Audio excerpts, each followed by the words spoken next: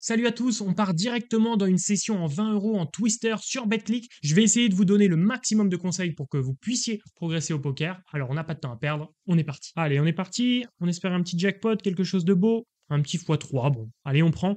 J'ai hâte, hein, j'ai hâte de toucher le 20 000 euros en vidéo, ça ferait vraiment vraiment plaisir. Qu'il arrive un jour, on va voir, hein, on va voir, on va voir. Peut-être, hein, peut-être. Ça ferait une belle vidéo, là. Franchement, ça ferait une belle vidéo remplie de stress. Ici, j'ai pas trop envie d'ISO roi 9 quand même. Pourrait, hein, pourrait, mais pas trop envie d'ISO quand même. Ici, est-ce que j'ai envie de bet? Pas forcément, j'ai pas envie de me faire check raise ici. Turn, on bat encore toutes ces dames, tous ces valets, etc. Je vois pas bien l'intérêt. Ce 2, il est bien pour showdown. On va battre pas mal de mains, on bat encore pas mal de ces rois en plus. Quoique, est-ce que notre. Si, notre 9 rentre en plus, donc ouais, si, on bat pas mal de ces rois X. Il avait une dame, ok. Donc il voulait showdown. Je comprends, c'est pas si mal joué de sa part tout du long, hein. Bon là, moins bien. The Limp. Ici, on va folder quand même si c'est 9. Je connais pas l'autre joueur en Big Blind. Bon, bah un Récréa aussi. Si ça avait été bah, si c'est un Reg, vaut mieux pas limper ces mains-là. Si c'est un Récréa, on peut se permettre de limper quand même. Ça dépend, mais bon, c'est pas un spot ultra rentable, alors je l'ai pas pris. Mais on peut le prendre. On peut le prendre, franchement, ce serait pas déconnant celui qui complète ici. En sachant que 9 et 6, ce serait vraiment le bottom. 9 et 7, c'est sûr, je le prends. 9 et 6, je l'ai pas pris. 9 et 5, je le prends pas du tout. Donc voilà, c'est plus dans cette idée-là. En tout cas, on est contre deux joueurs amateurs et ça, c'est cool. On va voir comment ils ont joué ça. Ce serait bien d'avoir un showdown, ça nous aiderait. Allez, call, tu peux le faire. Ça serait cool, ça serait cool. Allez, il va le faire. Il va le faire. On y croit tous. Bon, ben, Noram Force, il va plus le faire. Dernière seconde? Non, même pas. On n'aura pas de showdown, donc ça va être difficile de se projeter. On sait juste qu'ils sont créatifs, mais on n'a pas d'infos sur ce qu'ils avaient, donc c'est plus difficile. Ok, on va fold. 2x encore. Peut-être un habitué des 2x. Peut-être genre le profil qu'on va pouvoir facilement limp trap si on voit qu'il 2x trop, parce que j'en sais rien, j'ai As-Dame, je peux limper. Il met 2x, et puis au pire, je le shove, et puis je récupère deux blindes au lieu d'en récupérer une, hein, sans jouer le coup en plus, donc c'est encore plus rentable que si j'avais joué le coup. Donc ça peut être intéressant aussi de limper, pas au bouton, hein, je parle vraiment en HU si on tombe en HU contre lui. Voilà, il rejoue le même coup que juste celui d'avant, il joue pareil. Je comprends vraiment pas ce qu'ils essayent de nous faire là. Check. S'il nous refait 3 blindes, c'est le même coup, hein. Ah, il shove ici. Shove, ok. Et l'autre, il fold. D'accord. On sait vraiment pas ce que ça fait. Bah, certainement, il 2x avec un peu tout et n'importe quoi, du coup, parce que. Bah, pas forcément avec tout et n'importe quoi, mais pas forcément avec des mains très fortes. Dans le sens où, comment s'il avait un As-X, il aurait toujours call, river. Pourquoi il fait une blinde et une blinde, peut-être un valet 10, un truc comme ça? On sait pas trop, pour l'instant.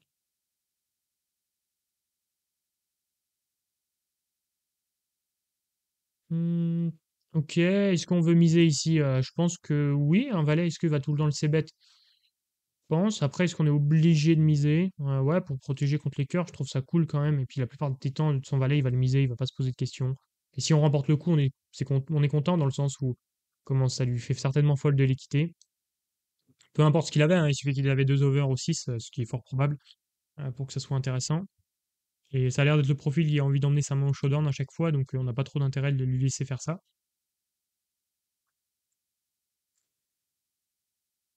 Ok. Bon, franchement, ça sert à rien d'essayer de comprendre, je crois, ce qu'ils font. Je pense qu'une personne comprend ce qu'ils font. Les deux sont un petit peu. Ils jouent de manière aléatoire, 10 et 9. Ouais, ça fait. Lui, il fait vraiment n'importe quoi, je pense. Mais ça joue de manière aléatoire des deux côtés. Comment, un peu moins lui quand même, mais bon, lui, il était vraiment. Je pense qu'ils ne savent pas ce qu'ils font à chaque fois.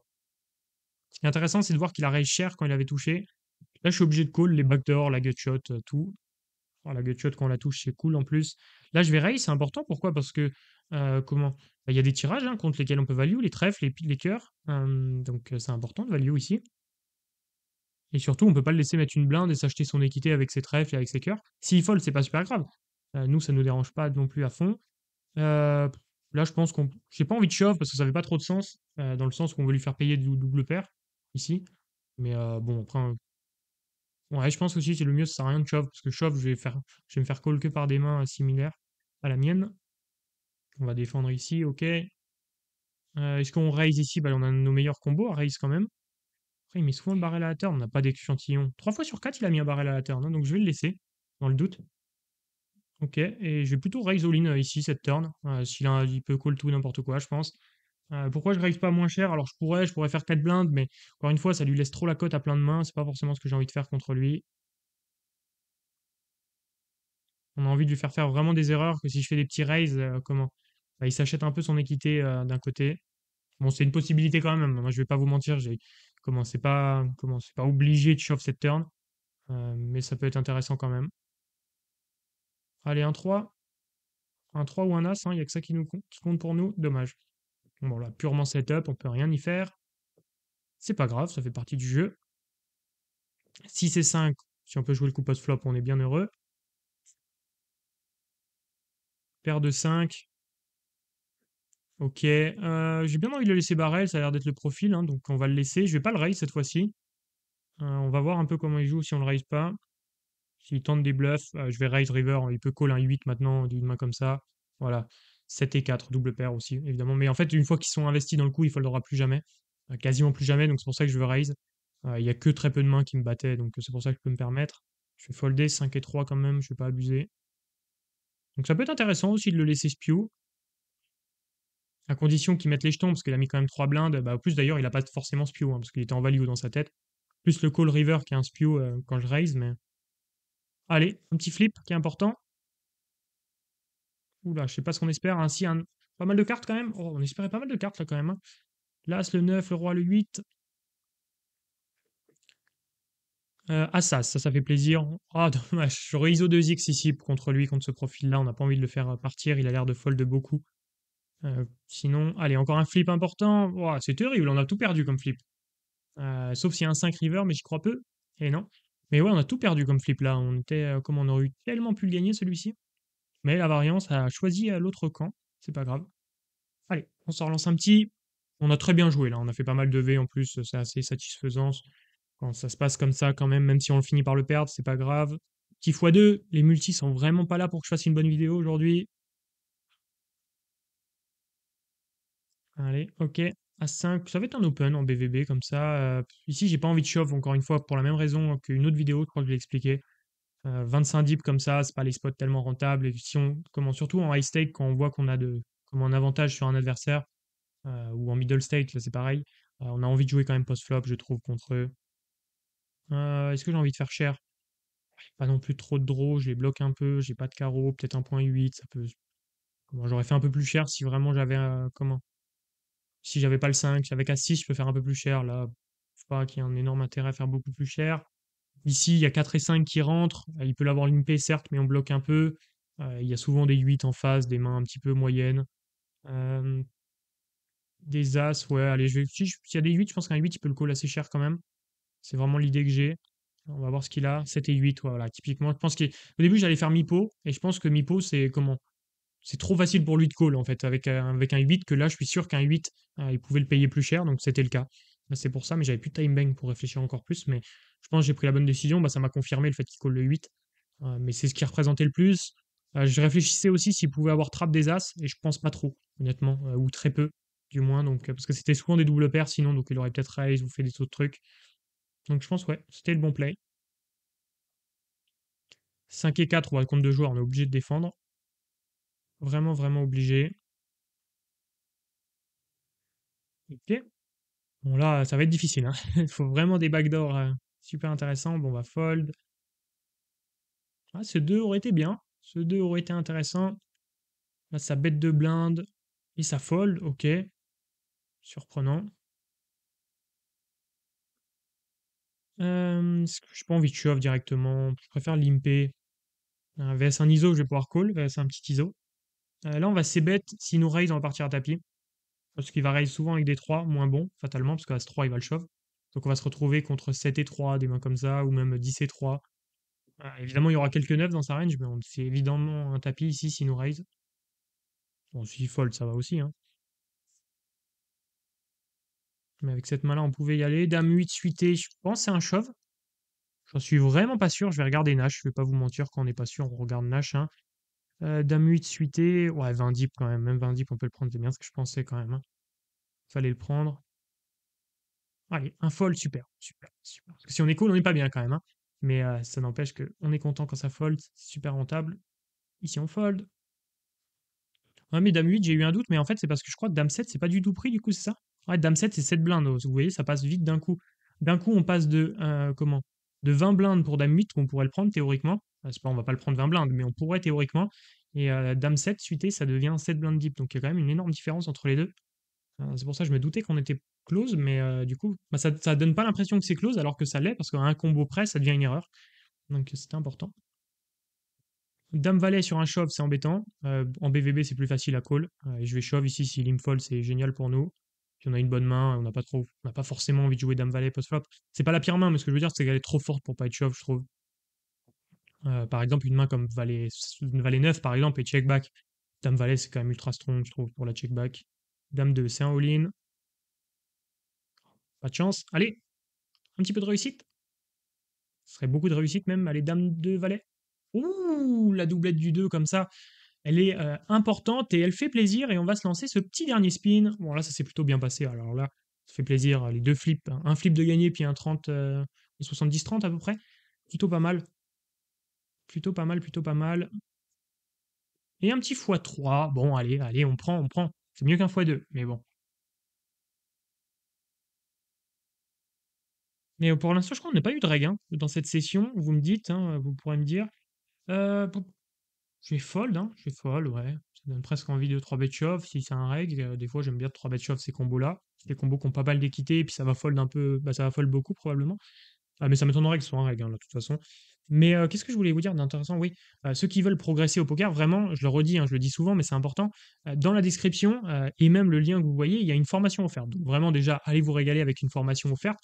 C'est 4 vidéos d'une vingtaine de minutes pour pouvoir progresser en spin. Je vous donne un plan d'action complet pour réussir en spin. Vraiment, vous avez de quoi bien réussir en spin, donc n'hésitez pas. Vous avez aussi un lien dans la description pour aller voir des outils gratuitement sur luckyspin.fr pour savoir la bankroll qu'il vous faut, etc., etc. Donc c'est plutôt cool, ça vous permet d'avoir des petits, même le tableau de nage que j'utilise, les tableaux de nage ils sont dessus aussi, etc. Donc c'est intéressant pour vous. Ah, ici je pense que je suis obligé de call.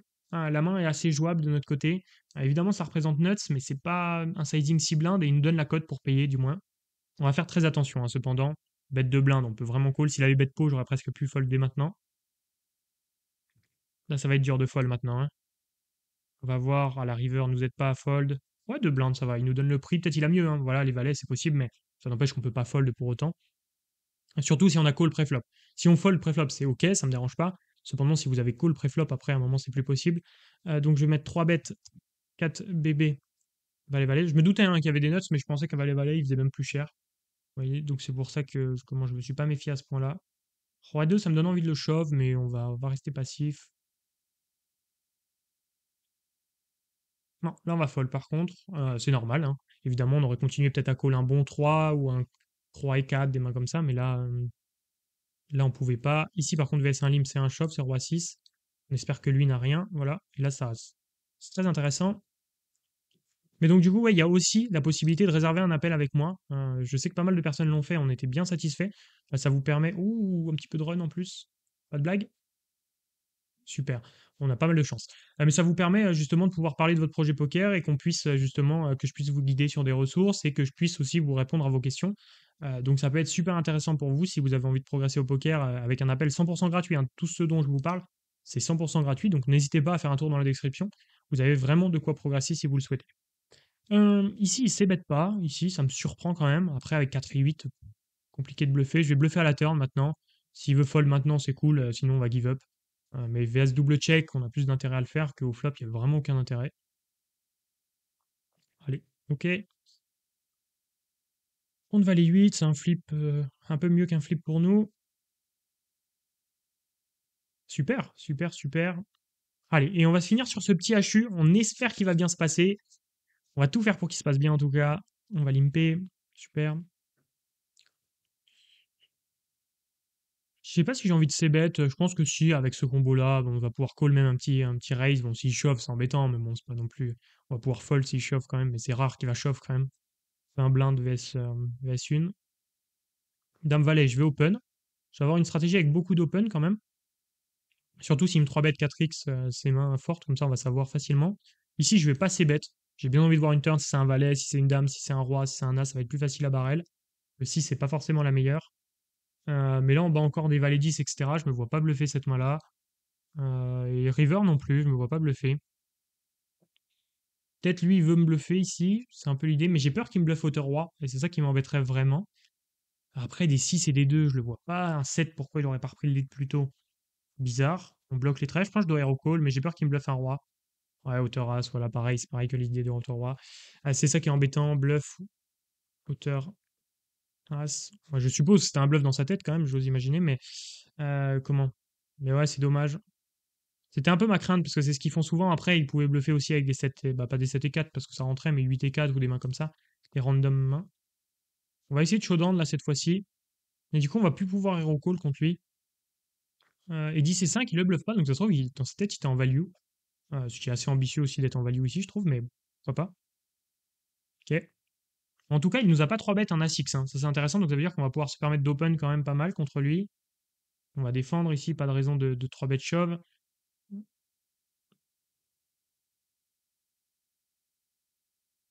Je réfléchis, il a des rois valets, des as valets, des mains comme ça qu'il a dans sa range, mais il a aussi des petites mains.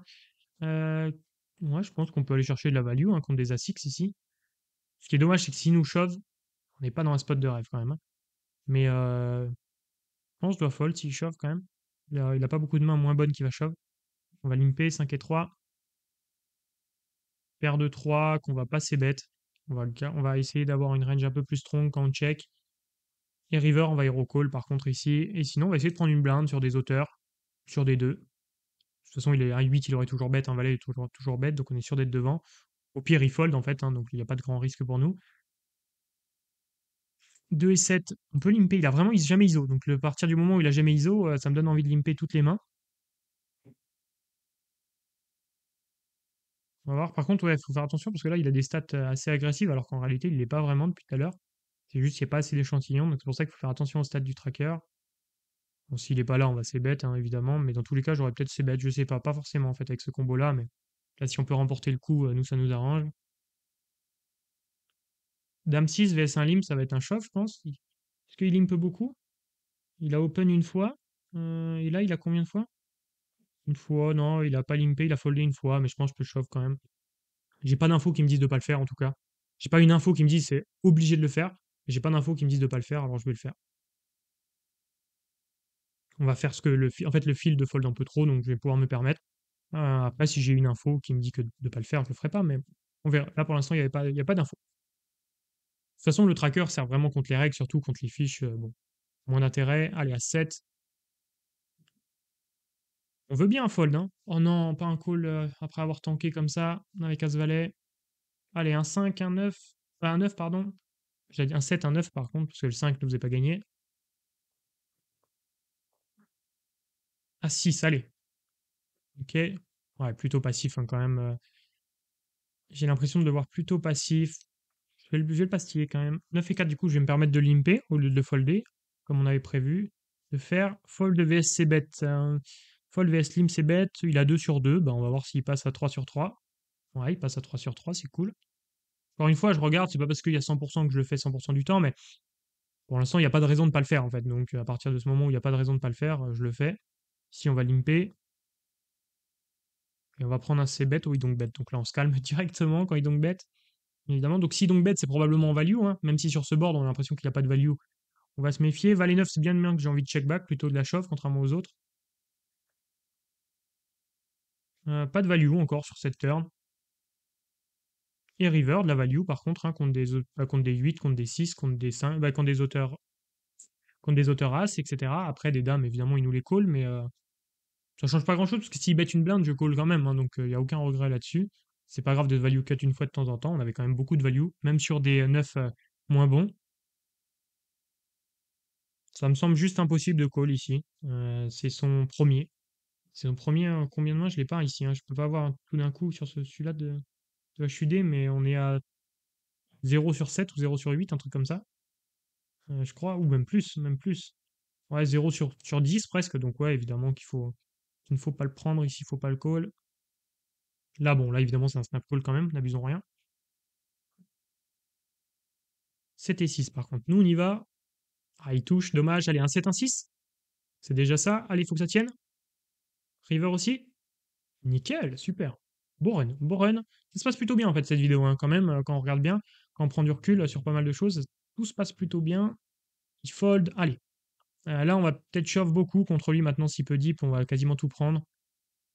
Ouais, s'il fold, ça va être vraiment rentable. Donc là, je vais me le noter, passif Nash. Allez, il le prend. Est-ce qu'il a une grosse main? Même pas forcément. Bon, après, il est 3 deep, donc il peut plus faire grand-chose d'autre. Est-ce qu'on gagne? Ok, pas mal de chance encore une fois, hein. Ça fait plaisir de les passer, même ceux-là, même si c'est du 60-40. Bon, bah écoutez, on a bien run quand même. Je sais même pas combien on a gagné. Je suis sûr qu'on finit gagnant, mais alors de combien? C'est pas une quarantaine d'euros, je pense, encore une fois. Mais donc c'est plutôt cool. Ça se trouve, on gagne pas grand-chose, ça se trouve 20. Mais bon, dans l'idée, on doit être un petit peu gagnant. Merci d'avoir regardé cette vidéo. N'oubliez pas de mettre un petit like et ceux qui veulent aller plus loin et progresser au poker, regardez les liens dans la description. Vous allez avoir une formation offerte, des outils offerts et un appel offert pour ceux qui veulent pouvoir discuter avec moi. Merci d'avoir suivi cette vidéo. Je vous souhaite un bon grind. J'espère que vous l'avez apprécié et j'espère que vous allez avoir de la chance sur les tables. On se dit à plus. Ciao.